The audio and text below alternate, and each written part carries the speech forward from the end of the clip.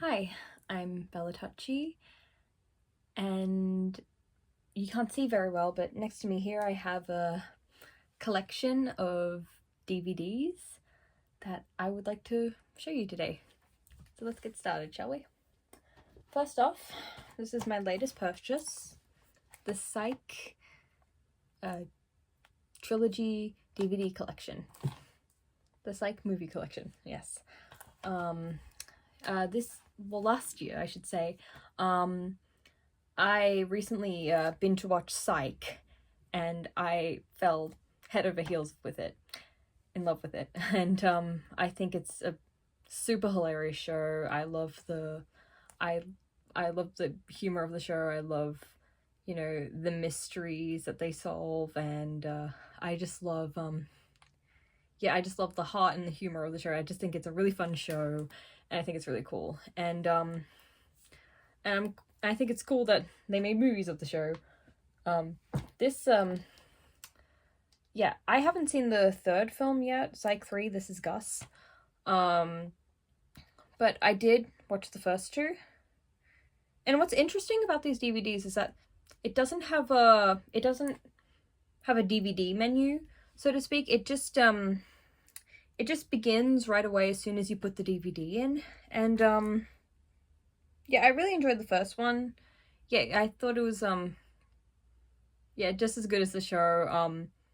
I think it was shot in 2016, because there's a lot of 2016 kind of references. Like, for example, it references celebrities who died that year, like David Bowie, Carrie Fisher, and Prince. And and I thought it was really funny, and I really love how they expanded the show.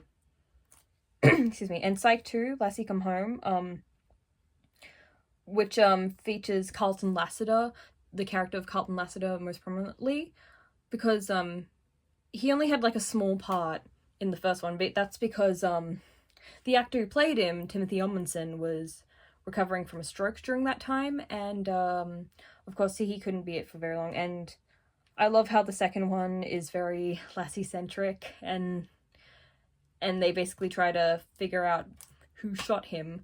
And you see flashbacks of Lassiter when he was a kid, and Joel McHale plays his dad, which is also really cool, because I'm a huge fan of Community, and having Joel McHale in the Psych, one of the Psych films, was honestly great. And Psych, great show, I recommend it. And after you're done with watching it, you should check out the films as well. And I think there's going to be a fourth one, which I'm quite excited about. So yeah. Alright, next one. DVD of Hocus Pocus. I've had this for about 15 years. And you can tell that this is like a burnt copy of it, because the cover is photocopied, and it says weekly hire, because we did rent this from the video shop 15 years ago. Near where I live, there was an old video shop, and now that video shops are out, I think it's a pharmacy now, which kind of makes me a bit sad. I really miss video shops. I miss going to all the video shop and renting stuff. I can do that. You can do that at the library, which is cool, but I'm not sure if it's less cooler than the video shop, but I do renting DVDs at the local library, because it does give me a bit of the feel of going to Video Easy and renting DVDs. But anyway, onto the movie. Hocus Pocus, Halloween classic. I think it's well acted, well directed. The songs are good. It's really funny. Of course, the ensemble of witches are hilarious. That's what you're really here for. They're on the cover, for Christ's sake. They are by far the most entertaining part of the film. The main characters are a bit, I like the main characters, but I don't like them as much as the witches. And I remember the first time I watched this, I was visiting a friend while I was staying with a friend in like her beach house, and we put on this movie for the night, and they showed us this, and I was madly in love with it, and I think, yeah, it's the reason why I like a lot of, I'm like a big horror fan. It's because of this film, and also Scooby-Doo, which is I think one of the films I have on in this collection, which I'll get to later. Anyway, it's really great. I always make an effort to watch this like every Halloween. Yes, and let's see what we got next.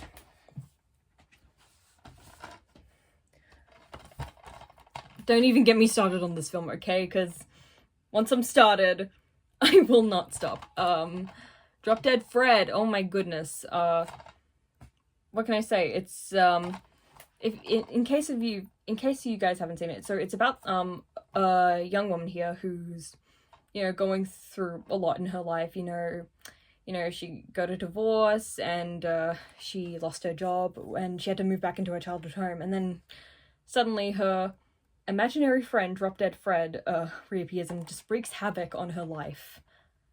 Allegedly, DVDs of this film are out of print. I'm not sure if that's true or not, but like, yeah, I'm really glad to have this film. It was on Binge, which is a streaming service in Australia, and it's not on Binge anymore, which is, upsetting, but at least I have this. Yeah, I really like this film. I remember my mum got me this DVD. Well, she got this DVD at Coles shortly after the actor who played Fred, Rick Mayall, passed on, and she wanted to show me this film, and I remember we watched it that day, and yeah, I really loved it, and yeah, I thought it was really, really great, and I really loved it at the time. And then a few years later, I find out that this movie is very, at the time it came out, at least, it was very critically reviled. I remember a Nostalgia Critic made a video about it, like bashing it, and apparently it made Siskel and Ebert, it made like the worst movie of the year for them, and I'm starting to think like this is like I'm not sure if this is true or not, you guys can correct me. I feel like this film is very popular in Australia, mostly because I meet a lot of people here who like tell me how much they love this film, and they've heard of this film, and yeah, I feel like it's more loved in Australia than anywhere else, but I'm pretty sure I'm just being like, I'm pretty sure like people in other places of the world love it as much as, people in Australia do. And anyway, Drop Dead Fred, great movie. I really recommend it. So yeah. Next one. This is just more than one DVD. This is the Twin Peaks TV show box set. Yeah, it has of course the original series of Twin Peaks, the one that came out in the early 90s, and then the reboot series that came out in 2017. Yeah, it doesn't have the film Fire Walk with Me, sadly. Which is cool. I remember I saw a clip of Twin Peaks on Instagram when I was 17, and from what I saw, I was like, I need to watch this show. Yeah, and I did, and I fell madly in love with it. I just loved the characters, the score, the mystery, of course. It is a murder mystery show, in case you don't know. What can I say about this show that hasn't been said already? I mean, it's timeless. It's honestly timeless. It's a very captivating, surreal show, and I really recommend you give it a try. I think it objectively is one of David Lynch's best. Okay. Next one. This is gonna be tricky. Because it's under these boxes, but Okay, got it. Labyrinth. Oh my goodness. So again, like with Drop Dead Fred, I became obsessed with this film and obsessed with David Bowie after David Bowie's passing, and I thought it was such a beautiful, weird film, but I thought it was still captivating and mesmerizing. It's directed by Jim Henson, who we all know is the creator of the Muppets, and you can really tell it's Jim Henson's work because the puppetry in this film is amazing, and I think it's one of Jim Henson's best. I mean, this was like around a time in Jim Henson's career when he, like, I guess delved into like that kind of dark fantasy genre. Like, he kind of stepped away from all the like the wacky hijinks of the Muppets and created something that was like, I guess, more serious. I'm making this sound like this is like a very serious highbrow film. It isn't. There are a lot of stuff that happens in this film that's rather silly, like the Bug of Eternal Stench, the wacky musical numbers. This movie is very funny. It is funny. I mean, it is. I mean, it's written by one of the guys from Monty Python, so it's got to be funny. So, David Bowie in this movie, he's brilliant. I mean, he's David Bowie, of course. He's always brilliant, or was. He's such a great villain. He's just so charming and mesmerizing and sexy. I can't believe I just said that. But he's sexy in this film. Like, come on. Like, I feel like a lot of girls who've seen this film have had a crush on David Bowie in this film. I did. I had a big hyperfixation on this film when I was 13. I own a deck of tarot cards that's themed of this film. I have the soundtrack on vinyl, and anyway, Labyrinth, great film. That's enough of that. Okay, what else would we have? Talking Heads, Stop Making Sense. Arguably the gold standard for concert videos. This is iconic, hands down. I mean, it's honestly just so brilliant, so entertaining, and not just David Byrne himself, like the other members of the band, Tina Weymouth, Jerry Harrison, and also the backing singers. Oh my goodness, the backing singers, they really hold the whole thing together, and the choreography is amazing, the lighting, the costume design, and not to mention the songs themselves. I feel like the versions of the songs heard on here are genuinely a lot better than a lot of the studio versions of these songs, and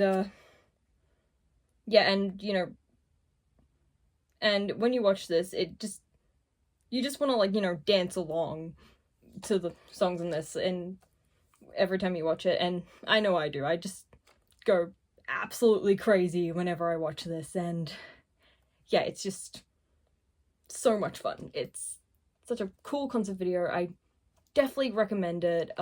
Even if you don't listen to Talking Heads, I still think this is just a fun watch. Yeah. Moving on. Curse of Chucky. And this may be controversial, but I think it's my second favorite Chucky movie right after the first one, because I think I've seen this quite a lot. I think it's underrated, and it went straight to DVD, and I don't think it should have gone straight to DVD. I think it should have gotten a theatrical release, because this movie is actually really good. This movie introduces, of course, the character of Nika Pierce, who, as you may or may not know, is played by Fiona Dourif, the daughter of Brad Dourif, who voiced Chucky. And yeah, and I think she gives such an impressive performance in this.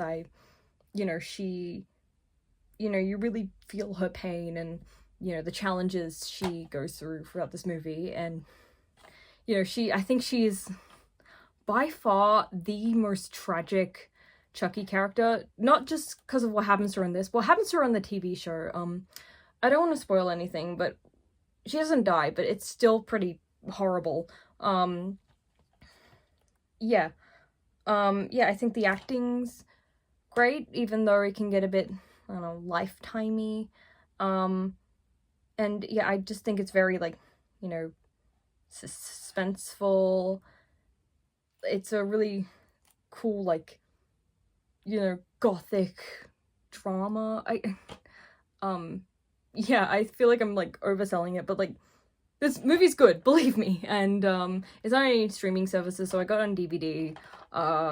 And yeah.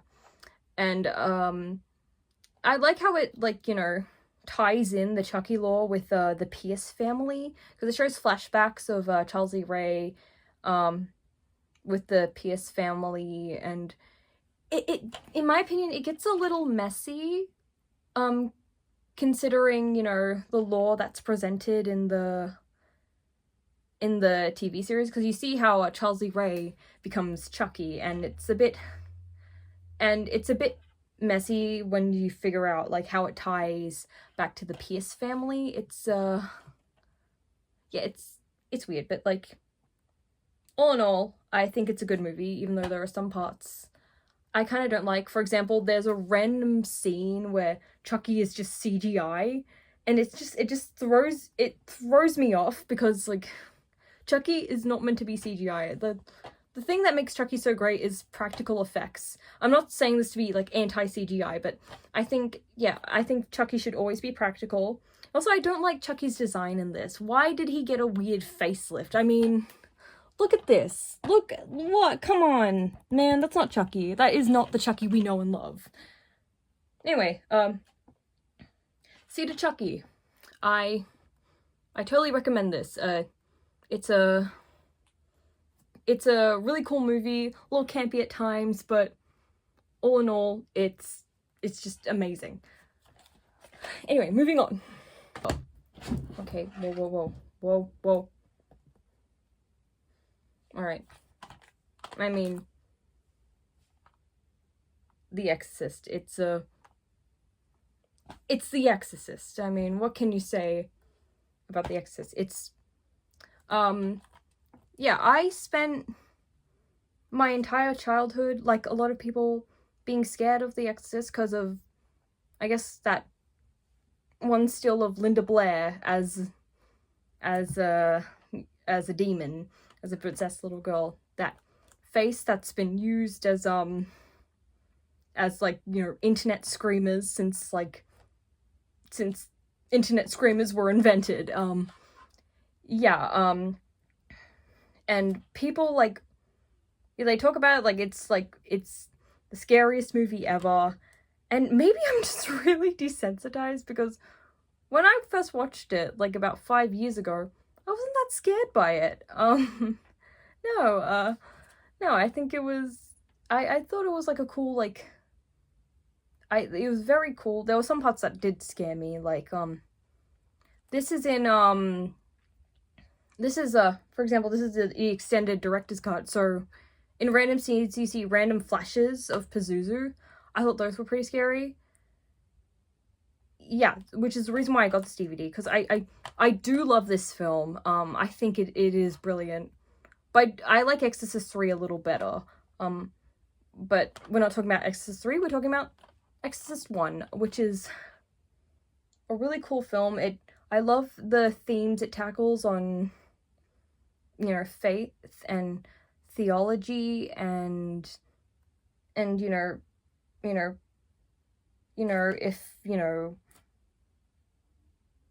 science in faith, if that makes sense. It's one of the central characters is, like, priest struggling with his faith. He wants to quit being a priest because he loses his faith. He's got a lot of terrible stuff, you know, going on in his life. You know, his mum died, and he's poor and stuff. And he's also a psychiatrist, so yeah, he's also listening to these people's problems, and he's like thinking about his own problems as well. And suddenly he's, you know, called in to do an exorcism, and which is quite fascinating because like during that time exorcism were like a very, you know, outdated practice, and they talk about that in the film, and of course it's ultimately it works because, you know, the girl is saved and faith is restored. And I'm sorry, I don't really have like the words to describe this film very eloquently, but like I love, you know, I just love the themes that this film tackles, and yeah, you know, and yeah, about faith mostly, and I kind of wish I could have watched this because I went to Catholic school. I kind of wish I watched this at school because, you know, because of the overall themes. And yes, of course, there are some scary moments, but yeah, I just think it's very thought-provoking rather than scary. And yeah, that's all I'll say about that. I'm not making any sense at all.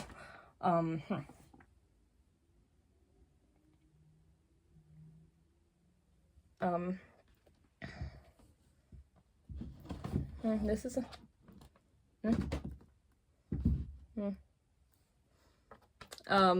Pearl, of course. This is an awesome film. I think it's an interesting character study, and of course the character of Pearl herself is quite relatable. But aside from all the murder stuff, you really, you know, understand her struggles, you know, growing up on a farm and her desire to escape and be a star, and you know, she just ultimately wants to get out of her situation and, you know, explore the world, and of course stop being so, you know, isolated. And yeah, this is a really cool film. Of course it's a prequel film, as you may or may not know, to the film X, of one of the killers in X, the old lady, who's also played by Mia Goth, as you may or may not know. And this is like basically her story of her life, you know, before the events of X. And yeah, I really like this film. I love the cinematography. I love the aesthetic. I especially love Mia Goth's performance. I think she's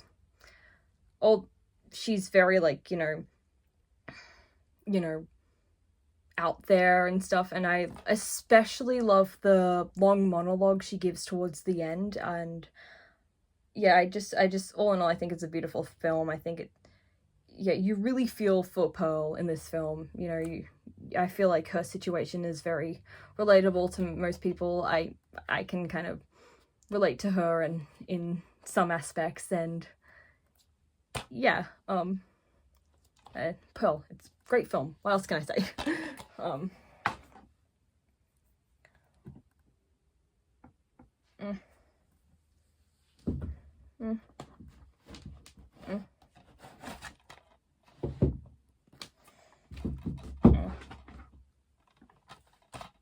Scott Pilgrim.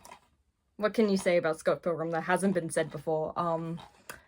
Yeah, I think it's a really fun film. It's just such a cool film, like, you know, with the visual effects and the comedy, and yeah, it's just really awesome and really funny and well directed, well acted, and the cast is great. And yeah, and I remember when I was 14, I did dress up as Ramona Flowers, and yeah, and I've shown people this film, and like back when I was like really obsessed with it when I was 14, and they've all loved it. And yeah, what can I say? It's Scott Pilgrim. It's awesome. I recommend you give it a go. I also have read the graphic novels. I got the whole collection for Christmas one year, and I watched the cartoon that came out recently. It was amazing. So yeah, Scott Pilgrim. What else can I say? Great movie. Alright. Serial Mom, directed by John Waters. Now, I've only ever seen two John Waters films my entire life. That is this and Cecil B. Demented. I really want to see one of the Divine ones, but I've been a bit too nervous to watch Pink Flamingos for like certain reasons, but like I feel like, you know, I should really suck it up and watch it because, you know, I've heard really good things about it. Anyway, Serial Mom. I think this is a really good movie. This is an amazing movie. It's really funny. The kills in it are great, and yeah, I'm really glad to have a DVD copy of this because I don't think it's on any streaming services. And yeah, I got this DVD when it was like 5 years ago in like this DVD shop in the city, and I'd only seen it once then, but now I've seen it multiple times since then because it's such a hilarious film. Kathleen Turner, amazing in this film as the titular serial mom. Of course you've got, you know, Ricky Lake and Matthew Lillard in the film. Just it's just the jokes are great, and it's just a really funny satire on true crime and how the media sensationalizes serial killers, and it's kind of like shot like a little docudrama about this, you know, fictional, you know, housewife serial killer, and yeah, it's really good. Serial Mom, recommend it. And I think that's gonna be all for now because I'm a little exhausted. I'm a little tired, and so let me know if you want a part 2 of this video, or because I've got a lot more DVDs, or you just want me to shut up and keep making music. So yeah, that is all for now.